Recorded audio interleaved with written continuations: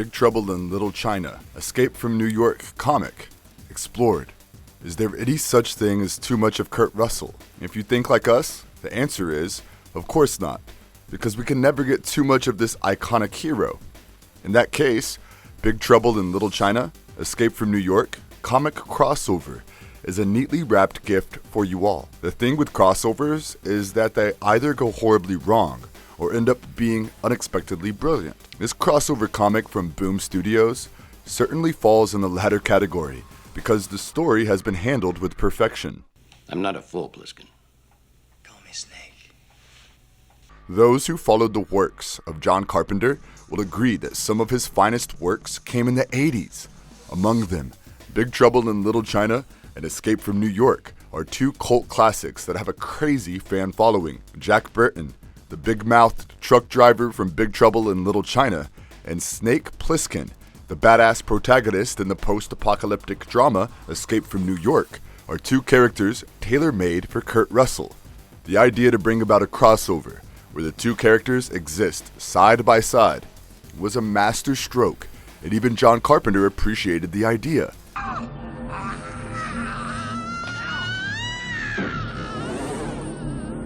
In this futuristic adventure involving elements of time travel, the writer, Greg Pak, conceived a plot that put the two legendary Kurt Russell characters together. In this video, we will explore this lesser-known comic crossover, and if you are a fan of these characters, you are most welcome.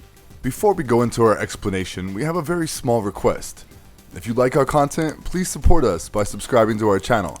This is a small click for you, but for us, it means a lot. Thank you. Let's begin. A 6-issue comic book explained. The story begins with Jack Burton driving his truck and humming gleefully to a song by one of his favorite artists, Blind Apple Mary. As Jack drives nonchalantly, we see the evil sorcerer from Big Trouble in Little China, David Lo Pan. He is apparently stuck in a place between the real world and the other dimension, and he is invisible to Jack. David Lo Pan is annoyed that Jack ruined his plans of obtaining a physical body after almost 2,000 years, and he promises that he will take his revenge. Jack has no idea about his presence in the truck, and he continues driving in his usual carefree manner. Suddenly, he finds a blinding fiery source of light in the middle of the road, and his truck moves right through the light. Jack is confused because his radio connections are broken, and he ends up in a world where there is some action straight away. There is a crazy shootout taking place, and they all seem to be after Jack. As he prepares to fight back, he spots an unlikely ally in this strange world. A man who looks like his old friend Wong is in an adjacent vehicle, and he offers to help him out of this sticky situation. Jack is puzzled because Wong addresses him as Snake, and he is also wondering what Wong is doing in the middle of Texas. It will soon dawn on him that there has been an unexplained time jump, and he is in a futuristic world.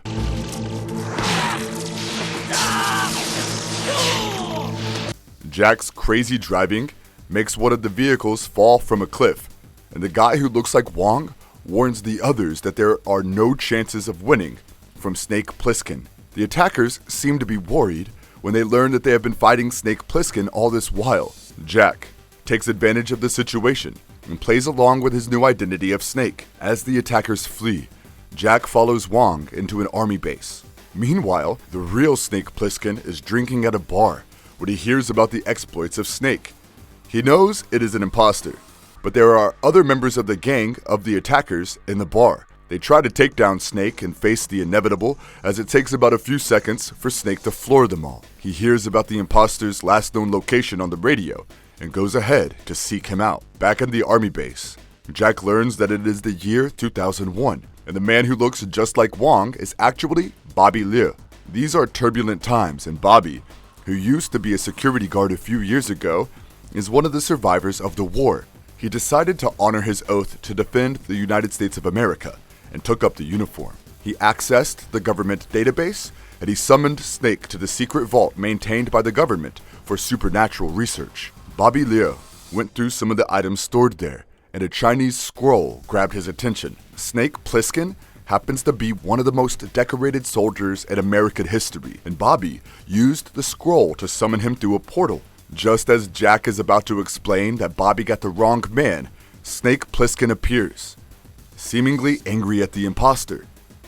Bobby is confused that the two men look exactly the same, except the eye patch, but Snake smiles menacingly and remarks that the eye patch could soon be required for Jack as well. Snake confronts Jack about posing as him, because now the entire gang will be after Snake. Jack reveals that he is from the year 1987, and posing as Snake actually helped him save his life. Snake Plissken is not too impressed, and he wants to kill Jack so that Bobby can take his body to the Marauders and prove his innocence. However, we shouldn't forget just how lucky Jack is. And soon the tables turn, and Jack is the one pointing a gun at Snake. Bobby calms down the situation and explains that there has been some kind of an error, but there is a situation at hand, and both Jack and Snake can help him out. The guards at a federal culture bunker outside Cleveland are under siege by the Marauders, and the heroic duo would have to go and rescue them. The culture bunker houses the cultural treasures of the country, and they soon learn that Blind Apple Mary, both of their favorite artists, is one of the protected treasures. They set out to get the job done, but there is clearly still some tension between them. After all, they are such different people.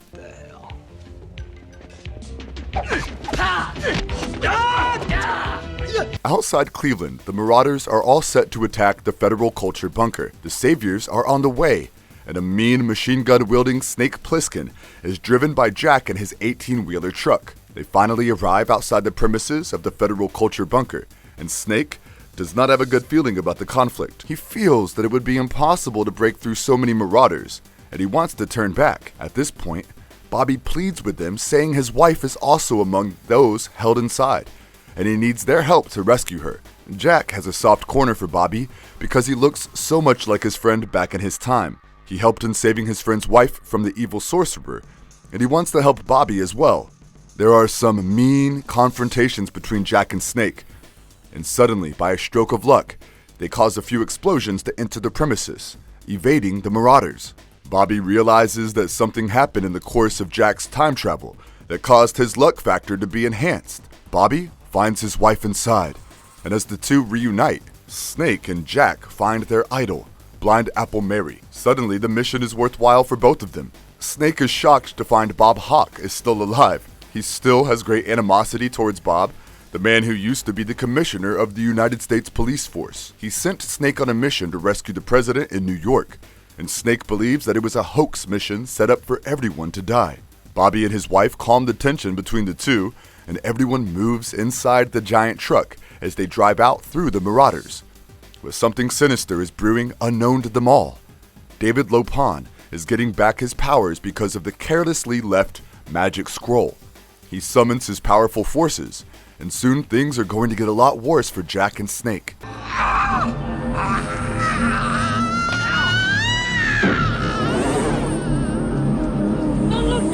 Along the journey, after escaping from the Marauders, Bob and Snake engage in a war of words. They both seem unhappy about the other's role before the war, and their rift is interrupted by the forces of Lopan. During the surprise attack, everyone realizes that they only want Jack. In a selfish move, Snake kicks Jack out of the truck to have no fight with the sorcerer and his forces. However, the others are not too pleased because they remember Jack's contribution throughout the process. Finally, Snake pulls a running Jack inside the truck and shoots back at Lopan. Innocent Jack believes that it was all a clever move to take a direct shot at the enemy. Jack tries to establish some kind of brotherhood with Snake, but the latter is simply too irritated. He wonders why Bob, someone he thinks to be power-hungry and selfish, is working so hard to save a musician. Bob reveals that such artists are the backbone of a civilization, and they must be saved. Suddenly, Jack comes up with a killer plan to introduce Snake among the enemy.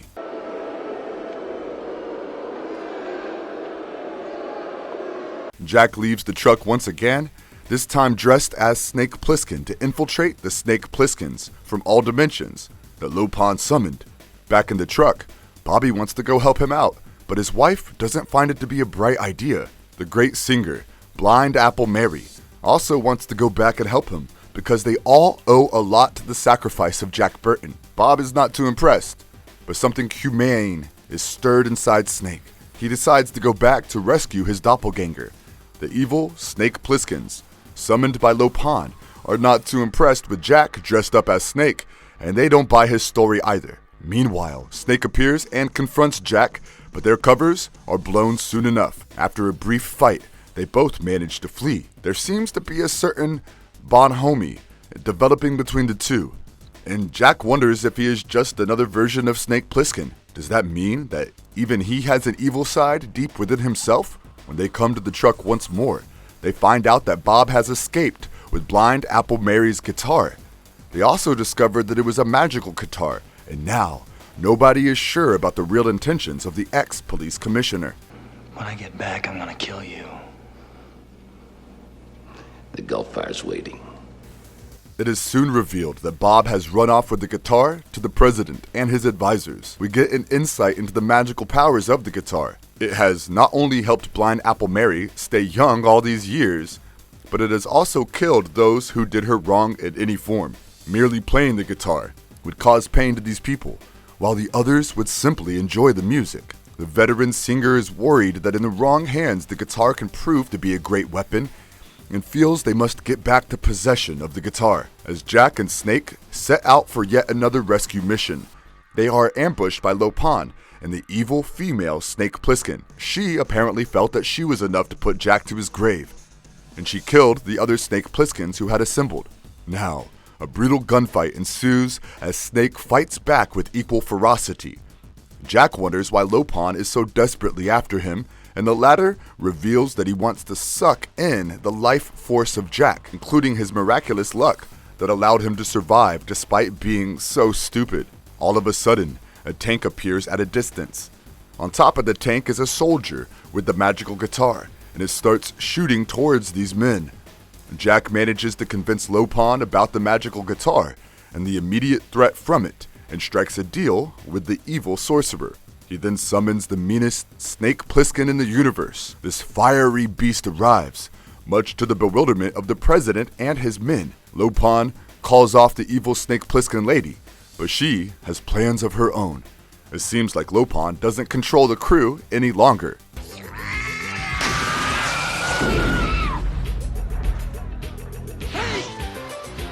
The lucky Jack stumbles across the magical guitar amidst the crazy fighting and chaos. Jack hands it over to the veteran singer, who uses it to decimate the fiery Snake Plissken, the most powerful one from all universes. Now, Lopan reveals the deal that he had struck with Jack. A carefree trucker had promised to allow him to take away his life force in return for the help in this crisis. Snake is shocked at the stupidity of Jack, but this is a changed man, and he wouldn't let Jack's sacrifice go in vain. He poses as Jack, and Lopan begins the process of sucking out his life force. The sorcerer soon realizes that he has been duped, and there has been a big mistake. The hardened soul of Snake is a bit too much for Lopan, and he is stripped of his powers once again. The day has been saved, and it is time for Jack to go back to his own time. Jack is willing to stay back to help out more people in need, but Blind Apple Mary promises that she is more than capable of handling it herself.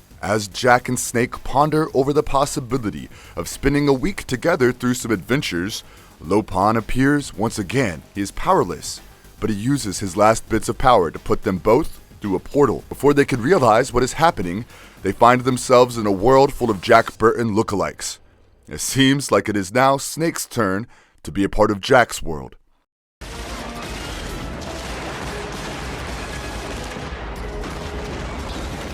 What we liked and what could have been better are final words. If we are being completely honest, we did not have high expectations when we first came across this 6-issue comic book.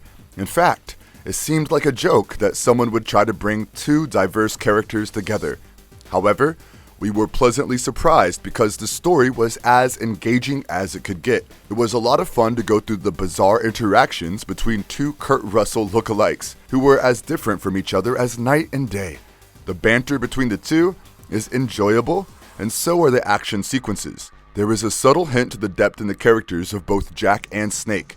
For instance, Jack might appear to be a carefree fellow, but he does have a sense of compassion, and he willingly fights for others. Snake, on the other hand, appears to be a selfish and hardened guy, But deep down, he also has a human side that allows him to choose the right side in the end. There are some funny moments between all the intense action, and we loved the idea of the two posing as each other several times during the course of events. The sketches are so colorful and vivid that it becomes a great experience reading through the book.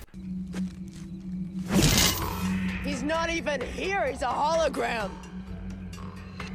If we could change one thing about the story, it would be the over-reliance on Jack Burton's luck. The man is so lucky that almost every tricky situation has a simple escape route, all thanks to his sheer luck. The narrative could have focused more on the nature of this post-apocalyptic world, and the story could have been much darker than it was. We are not a big fan of the ending because it seems a bit abrupt and out of nowhere. Overall, we would certainly recommend you go through it all, and all this action with Kurt Russell can never be disappointing. Is this story ripe for a live-action adaptation? Probably not, because the absurdity of the plot might get to the audience in a full-blown feature film. However, with some changes made to the narrative and the right guy to play the role, it might just be an intriguing case. The wait for a movie might be indefinite, so till then, you can grab yourself a copy of this comic book for a fun evening. And if you liked our content, don't forget to leave a like and subscribe to us if you haven't already. Have a good one and be safe. Thanks everyone.